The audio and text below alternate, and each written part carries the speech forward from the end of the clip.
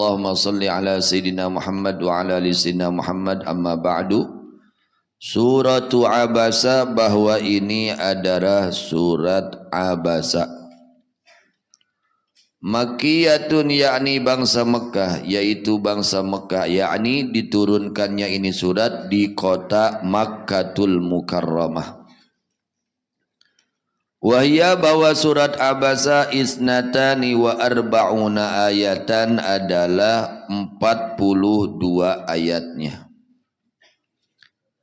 Ini surat Abasa wa tusamma surat as-safarah wa surat al-a'ma. Juga surat Abasa ini dinamai juga dengan surat as-safarah, juga surat al-a'ma. Bismillahirrahmanirrahim. Abasan Nabiyyu sallallahu alaihi wasallam. Abasa, merengut. An-Nabiyyu, baginda Nabi Muhammad sallallahu. Ayat ini menjelaskan tentang keagungan baginda Nabi besar Muhammad sallallahu alaihi wasallam. Tentang kemuliaan baginda Nabi besar Muhammad sallallahu alaihi wasallam. Allah menggunakan kata-kata abasa dengan dhamir ghaib, tidak mengatakan abasta dengan dhamir mukhatab, tidak. Jadi dengan dhamir ghaib yang tidak ada di situ, tidak ada di hadapan, seolah-olah gitu ya.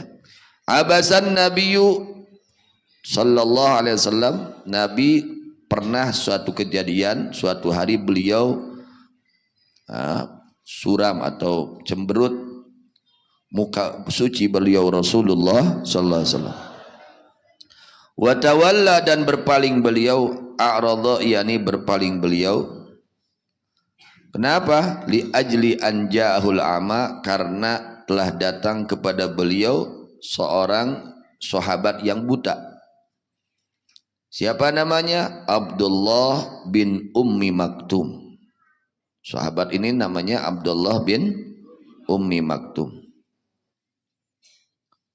Faqata'ahu amma huwa masghulun bihi, maka memutuskan ini yang buta kepada Nabi Muhammad sallallahu alaihi wasallam dari perkara yang beliau sedang sibuk dengan itu perkara, yakni sedang dakwah, sedang mengajak dakwah kepada siapa?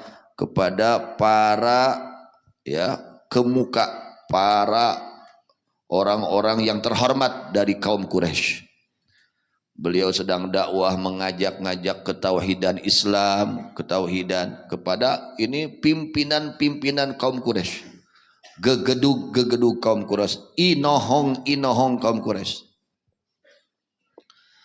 Dan Nabi sangat menginginkan bagaimana ini para pimpinan kafir Quraisy agar mereka masuk Islam. Karena kalau sudah pimpinannya masuk Islam, gampang yang lainnya. Nabi ini sangat mengharapkan bagaimana ini para inohong, para pimpinan Quraisy, kafir Quraisy, supaya dia masuk Islam. Beliau sedang dakwah, ini datang tiba-tiba seorang a'ma, dan dia tidak tahu Nabi sedang sibuk, ya karena tidak melihat, dan mungkin beliau tidak mendengar atau bagaimana ya. Sedang asiknya Nabi mengajak itu dakwah kepada pimpinan Quraisy, yang harapan Nabi kalau pimpinannya sudah masuk Islam, insya Allah gampang nanti ya, bawahannya gampang.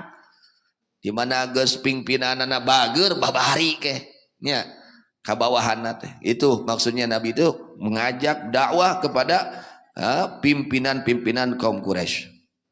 Saat itu Nabi sedang sibuk, dan ini orang yang buta tidak tahu Nabi sedang sibuk dakwah. Ya.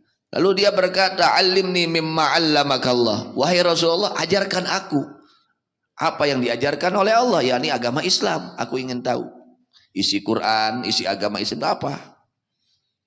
Nabi langsung pulang ke rumahnya, maka turun ini ayat, fa'utiba fi dzalika bima nazala fi hadhihi surah.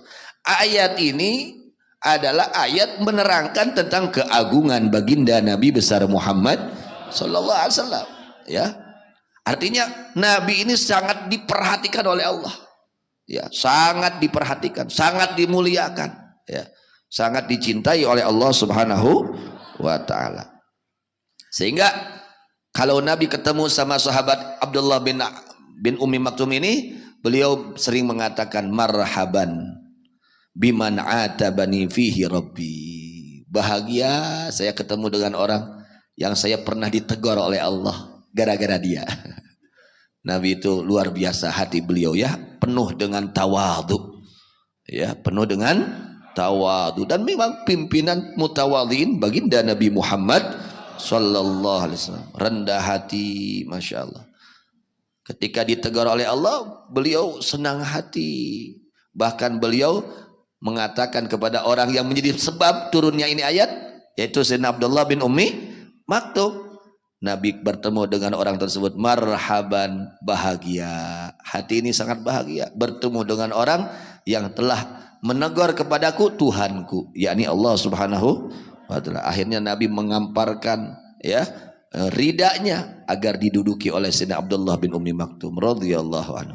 Ini menjadi pelajaran untuk kita, ya.